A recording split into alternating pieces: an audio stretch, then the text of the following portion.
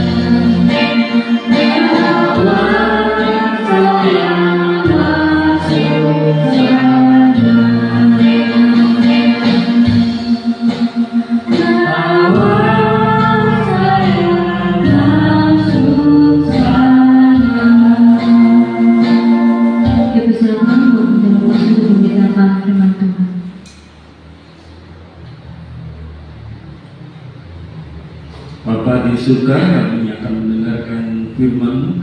Kiranya Tuhan memberkati kami dengan pikiran yang baik untuk dapat menangkap kebenaran firman-Mu, dan kami boleh menaruh di dalam hati kami yang paling dalam. Karena kami tahu firman itulah yang memberkati kami, karena firman itulah yang menopang kami sehingga kami berada sampai hari ini. Terima kasih ya Tuhan, kiranya kami persembahkan doa kami hanya di dalam nama Tuhan Yesus Kristus yang hidup. Haleluya. Amin.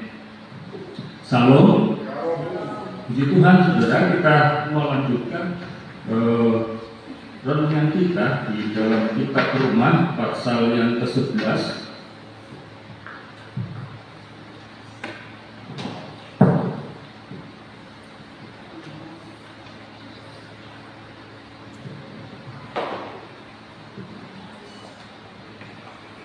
Kitab Roma pasal 11 ayat 11 sampai dengan ayat yang ke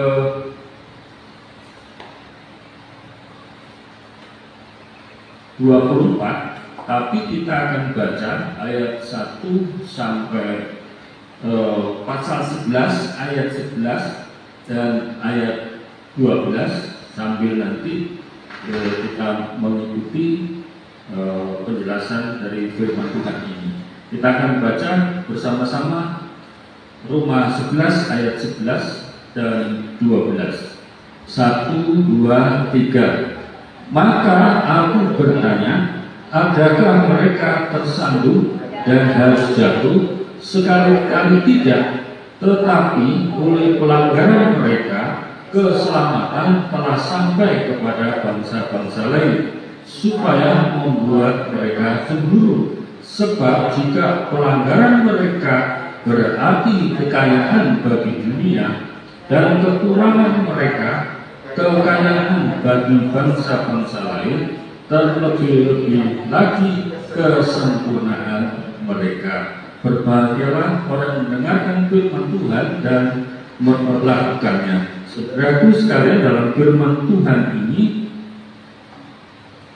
tentang rahmat yang tak terhingga dari Tuhan, dan pembicaraannya itu adalah tentang sisa Israel. Jadi di sini digambarkan oleh firman Tuhan bahwa orang Israel yang mendapatkan karunia anugerah yang luar biasa, melalui bangsa Israel itu turunlah keselamatan, yaitu melalui Yesus Kristus yang secara manusia adalah keturunan orang Yahudi. Secara manusia dia keturunan Daud, dan tetapi ketika turun ke dunia ini sebagaimana diharapkan oleh orang Israel bertahun-tahun bahkan ribuan tahun, ketika Yesus datang ke dunia ini justru orang Israel menolaknya. Dan menolaknya oleh karena mereka berpikir penolakan itu tidak seperti yang ada dalam pikiran dan hati mereka. Karena mereka menunggu Mesias, Mesias itu akan turun dari langit dengan kemegahannya yang luar biasa, sehingga orang Israel itu menjadi bangsa yang jaya, menjadi bangsa yang luar biasa kuatnya untuk di seluruh muka bumi ini. Tapi kenyataannya beda. Ketika dia datang dan orang Israel masih dijajah oleh Romawi, Yesus datang justru tidak seperti yang diharapkan. Dia datang malah sebagai bayi, turun di sebagai manusia, lalu lahirnya di kandang domba. Dan hal ini bertolak belakang dengan pemikiran orang Yahudi, karena kalau turunnya aja di kandang domba, maka pikirannya jelas dia bukan, karena dia harus turun dari langit dengan kemegahannya yang luar biasa. Tapi sekarang turun ke kandang domba yang sederhana, dan kemudian dewasa, lalu dia menjadi tukang kayu. Dan itu harapan yang jelas sangat bertolak belakang dengan orang Israel. Sampai hari ini orang Israel tetap mencari Mesias yang diharap-harapkan itu. Dan ketika dibicarakan Yesus itu kan Mesias, mereka akan menolak, bahkan meludahi orang yang mengatakan Yesus itu adalah Mesias. Nah, ketika firman Tuhan ini, Rasul Paulus itu berbicara kepada orang Roma, dan ketika hal ini diutarakan kepada jemaat di Roma itu, bahwa kepastian rahmat Tuhan itu memang sudah terjadi dan turun di bangsa Yahudi, tapi karena bangsa Yahudi menolaknya, maka penolakan itu menjadi keuntungan bangsa yang lain.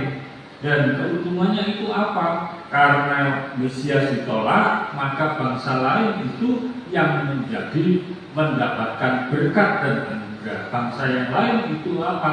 Bangsa-bangsa di seluruh muka bumi yang bukan Yahudi itu mendapatkan berkat, termasuk saudara dan saya ini akhirnya mendapat berkat oleh karena penolakan orang Yahudi itu terhadap Yesus, dan saudara bisa menerima Yesus Kristus sebagai Tuhan dan Juru Selamat. Dan ini adalah berkat yang diberikan kepada kita oleh karena penolakan bangsa Israel. Namun demikian firman Tuhan itu menjelaskan bagi kita bahwa orang Israel itu ayat 11 di sana disebutkan, tetapi oleh pelanggaran mereka keselamatan telah sampai kepada bangsa-bangsa lain supaya membuat mereka cemburu. Artinya oleh karena berkatnya anugerah Tuhan Yesus Kristus ditolak, akhirnya bangsa yang lain mendapatkan keselamatan dan mendapatkan keselamatan bersama dengan anugerahnya. Supaya apa? Orang Israel itu menjadi cemburu gitu. Maksudnya adalah ya seharusnya kan itu berkat untuk bangsaku, harusnya itu berkat untuk suku bangsaku dan keturunannya. Mengapa sekarang orang lain yang diberkati? Nah, sehingga membuat orang Israel itu terbuka hatinya untuk percaya kepada kebenaran firman Tuhan itu. Tapi sayang, harapan dari Rasul Paulus sampai hari ini ternyata orang Israel nggak cemburu. Orang Israel itu malah menjadi keras hati karena sudah kita tahu sejarah dunia itu mencatat bahwa ketika Yesus disalib, orang Israel apa? Biarlah ditanggung hukuman dari, kalau memang dia Mesias, itu biarlah aku bersama keturunanku, anak cucuku menanggung darahnya dia. Kalau memang Mesias, tetapi memang itu Mesias, dan akhirnya anak keturunan orang Yahudi mengalami apa? Penganiayaan. Penganiayaan yang pertama itu terusir dari negaranya tahun 70 Masehi, di mana Jenderal Titus menghancurkan tata cara, tata ibadah, tata politik yang ada pada waktu itu, semua diporak-porandakan. Jadi bait Allah sebagai sentral untuk beribadah kepada Allah itu hancur, dan akhirnya orang Israel itu sebagian itu keluar dari negerinya, merantau sampai pada Perang Dunia Kedua. Dan ketika Perang Dunia Kedua itulah anak cucunya orang Israel itu menanggung darah dari nenek moyangnya, yaitu apa? Melalui salah satunya Holocaust atau pemusnahan orang Yahudi atau genosida orang Yahudi di Jerman, di mana Perang Dunia Kedua itu di sekitar 7 juta orang Yahudi itu masuk di dalam gas beracun itu. Nah, setelah itu sisanya mulai kembali lagi ke Israel. Tapi walaupun kembali ke Israel sampai hari ini juga gak percaya Yesus.